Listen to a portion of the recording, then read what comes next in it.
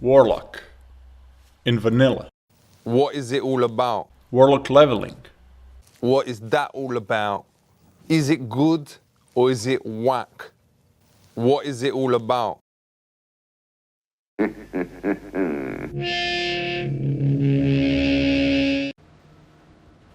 Hey there folks. Today I'm gonna be talking about a class that is very near and dear to my heart. My first main, my true love and joy in WoW. The Warlock. Ah yes, the good old Warlock. Bringer of darkness, reaper of souls, master of demons, caller of shadows. It's a dark shadowy wizard that spreads corruption, disease and hellfire, all while controlling a demonic companion to aid you in the merciless slaughter of your foes. The Warlock class fantasy is really well portrayed with all the armor sets, the flavor of your combat style, and as a cherry on top, you get to ride a kick-ass fiery horse. Let me tell you why Warlock leveling is an amazing experience and why it is one of the best and fastest levelers in all of vanilla. First off, Warlock is a pet class, meaning you usually want your beefy Voidwalker pet to do all the tanking, which means you just get more HP to use between the two of you. The Warlock gets one of the best, if not the best, CC spells of all time, Fear. And that lets you solo many elite mobs, pull a lot more, and helps you dominate in any PvP you might engage in. The Warlock is also very gear independent, so you don't have to rely on dungeons or the auction house to keep your progress steady and speedy. One of the best things about the Warlock is that you get a free mount at level 40, saving you a lot of time and keeping you on a steady pace to 60. Where the people who have tried to grind for a mount might get it in a couple of levels later, you'll be speeding along as soon as mounts are available. That's at level 40. There's also the fact that you're very consistent with kill times, since the Warlock rarely needs to drink. Plus, a huge giant cherry on top of all is that you get life tap, which basically means that you can convert stamina into mana, giving you great flexibility with itemization. You're the supercharged battery that can keep pulling forever. Now let's list a few downsides. You do have to manage soul shards, which can be a pain at times and do take up inventory space. You don't get any movement increasing abilities such as Ghost Wolf or Aspect of the Cheetah until you get your mount. And you do have to do really long quest chains to unlock all of your pets. Now in this here video, I'm going to go over pretty much everything I can think of from the character creation screen to around about level 59. And there might be a future video that delves into what to do at 60, where I talk about the serious max level stuff. But today, I want to stay focused mainly on leveling, especially efficient leveling. So let's list what I'll be covering. What race to pick, what build to go. We're gonna break down all the spells, what spells to use, how to pull and how many to pull, stat priority and gear progression, and some profession suggestions. Now let me warn you, this is no casual guide here. If you want to play Warlock casually, I recommend you just play it as you want. But if you want to be a bleeding heart tryhard, you better listen to what I have to say, because what I'm gonna reveal is gonna save you a lot of time, and we all know time is money, friend. Now what race to pick?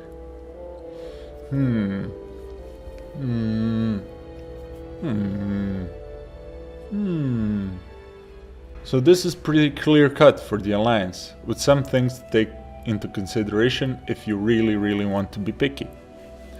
So if you're gonna roll as Alliance, you go Gnome. Gnome gets a 5% bonus to Intellect, which is the only racial that the Warlocks can get that slightly buffs your DPS. Also, you get Escaped Artist, which can be pretty handy in certain sticky situations, but if you want to save some time in your life, Diplomacy is worth considering. If you're set on playing the Horde, then you have a lot to think about. There's the orcs, with really non-existent racials for you for the most part, except you get hardiness. And that might be worth it in the end, because rogues are the bane of your existence. However, the undead do get Will of the Forsaken and Cannibalize, both relatively useful in both PvE and PvP. They will help against some fears, but PvP-wise you won't be that concerned with that since you're the one fearing others. And Cannibalize will save your ass in a clutch situation, but it isn't that impactful as hardness is. If you want to check out the tier list of all the racials in WoW, you can click the link to my other video right here. Now the build. So the Warlock leveling build is very flexible, provided that you don't go into destruction, at least not early on. Also, there are a couple of key talents to take early that should be prioritized. So right off the bat, the best thing you can do is to go into Affliction just to get Suppression, Improved Corruption, half and half. Couple of points in Suppression is all we need, and Improved Corruption really doesn't need 5 out of 5 because we're only fighting mobs. After that, if you're leveling solo, I strongly suggest you take Improved Drain Soul and get into the habit of using it before any mob dies. For that, you will need a macro that cancels your pet's attack because you have to get the killing blow to trigger the insane regen and remove any extra soul shards from your bag because this shit will fill your inventory faster than looting all the trash while getting boosted in SM Cat. And here's where we have our first divide. Option A is you continue down the Affliction tree, get more Improved Corruption and Improved Light Tap, going for the Improved Curse of Agony and Grim Affliction, and so on and so on. Or we have option B, where you just go to get Improved Voidwalker so he can take better. Either way, by this point you have enough tools to just power through mobs with all your regen and dots, and it doesn't really matter. I will however point out a few talents that might look deceptively good but aren't, and a few that are way better than it seems. First off, Improved Drain Life adds little, especially in the lower levels. I advise you to avoid it for a leveling build. Then we have Nightfall, a talent that seems very juicy, but you have to take into consideration that Shadow Bolt is very mana intensive, and we'll discuss the mana aspect later. Spamming Shadow Bolt on every Nightfall proc is a big waste, and not spamming it on Nightfall proc is a waste of talent. However, I do recommend you taking 1 point, since it can come handy when the stars align, and you won't feel bad if you don't use the proc.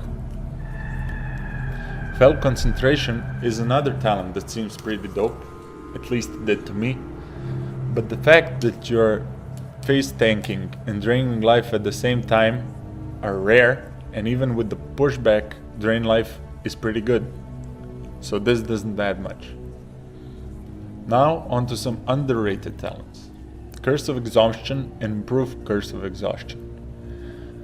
This is a very utility based talent, adding no damage, but it can do excellent job of keeping you alive in some situations, and I would rather have it than not have it.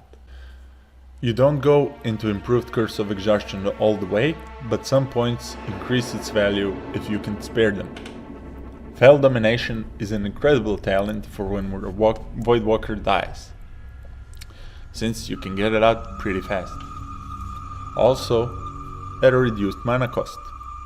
Speaking of mana, the main problem with your Voidwalker might be his mana, and here I value Fell Intellect quite highly. It's an overperformer, since it is better that your big blue dumb guy can spam his taunt than for him to just auto attack and hold no aggro whatsoever. In the end, I would go for a talent build that looks something like this, but you can mix it up with a lot of free points, and with the bare bones essential spec being this.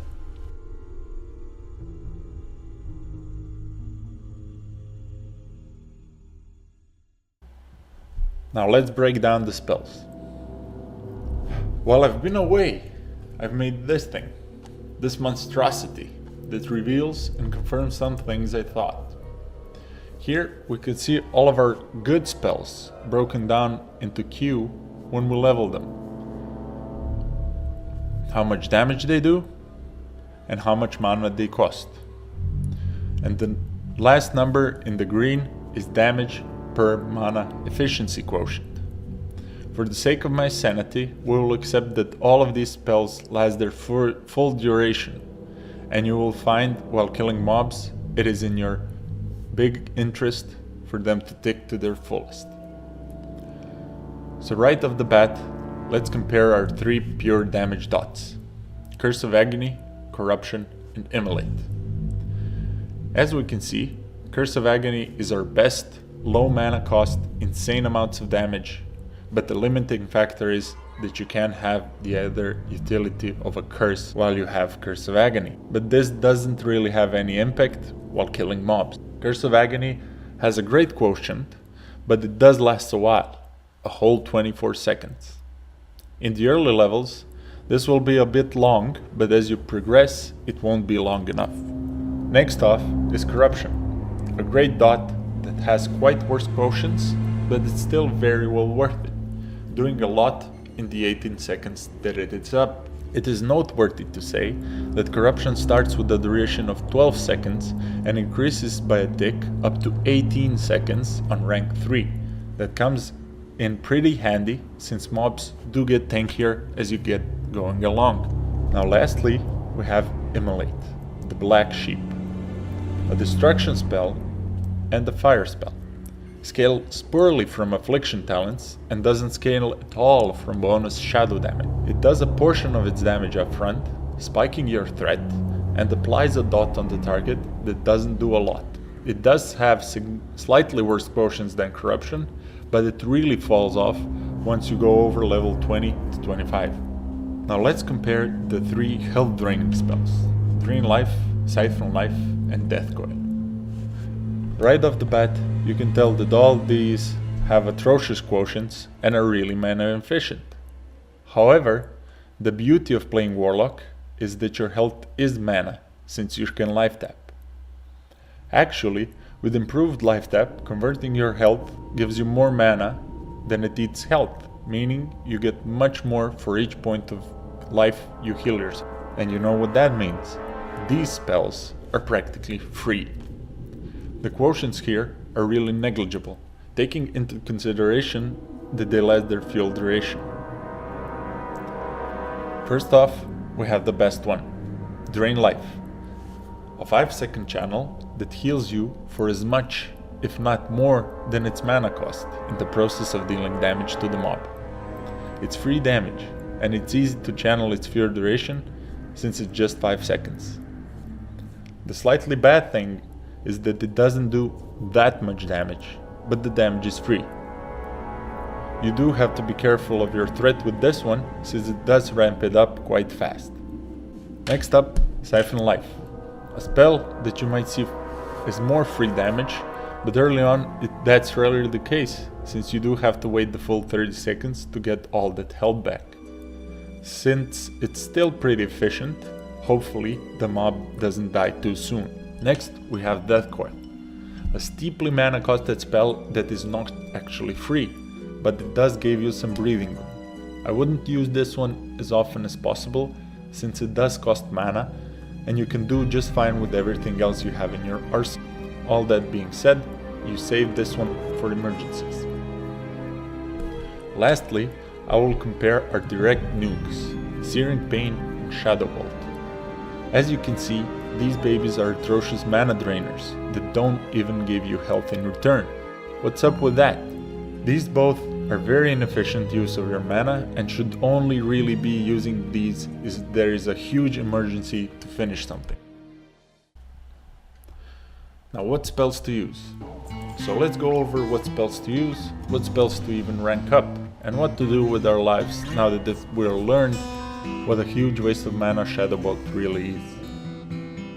One more thing is that your pet and your wand can be considered as another free dot that you can assign, but only to one target. You don't really need that Immolate if you're wanding the poor sod, and you don't need to cast that Searing Pain if your Void Walker can finish the last 30 HP.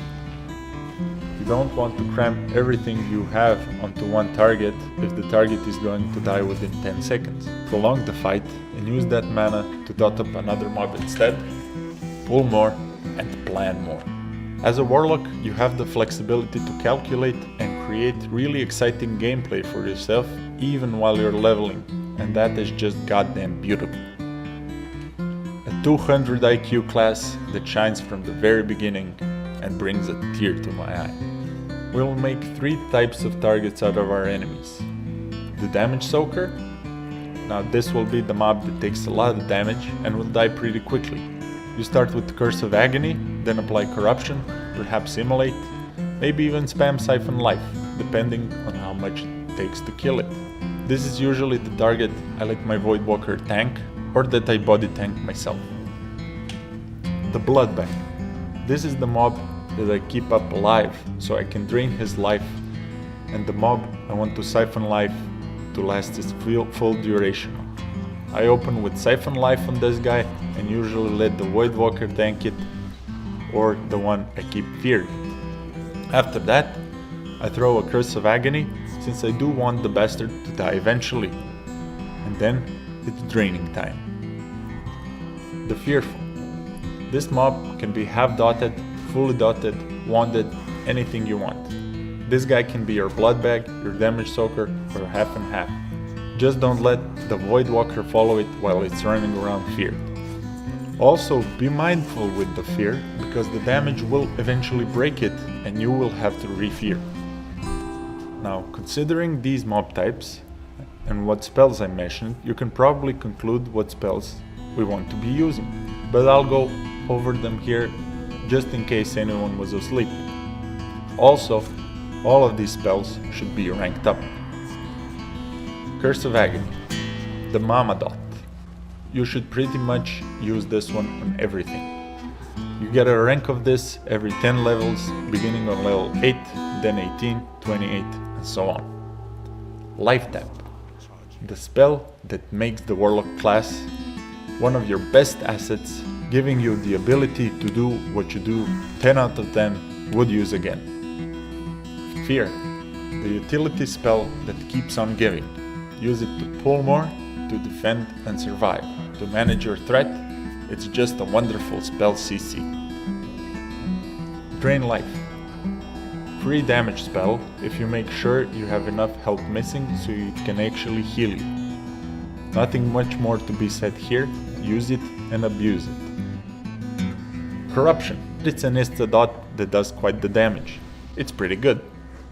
Siphon Life, pretty nice to have considering it's free damage, but it takes a lot. Another good one.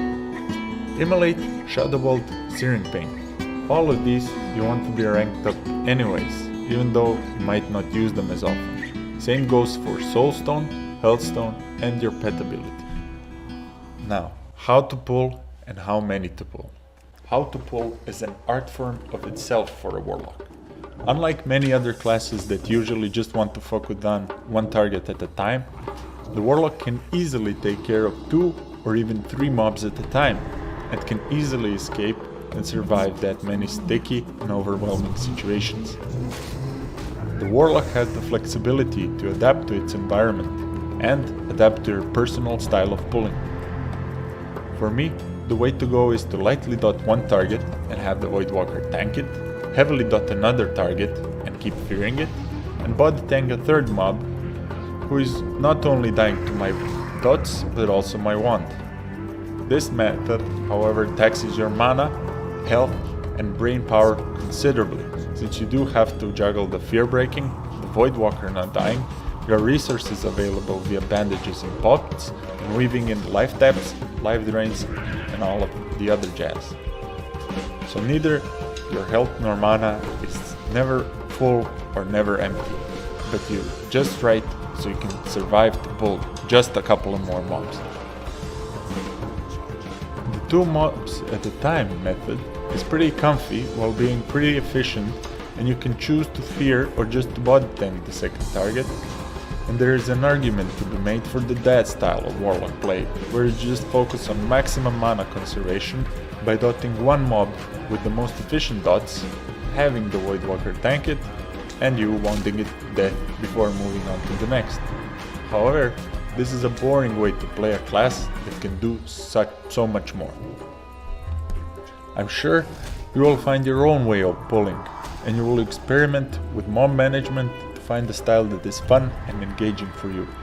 And even if you push it too hard, you always have your trusty soulstone. Stat priority and progression. Okay, so here we go.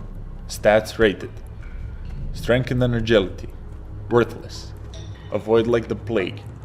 There is no need for you to ever have this on your gear. Spirit.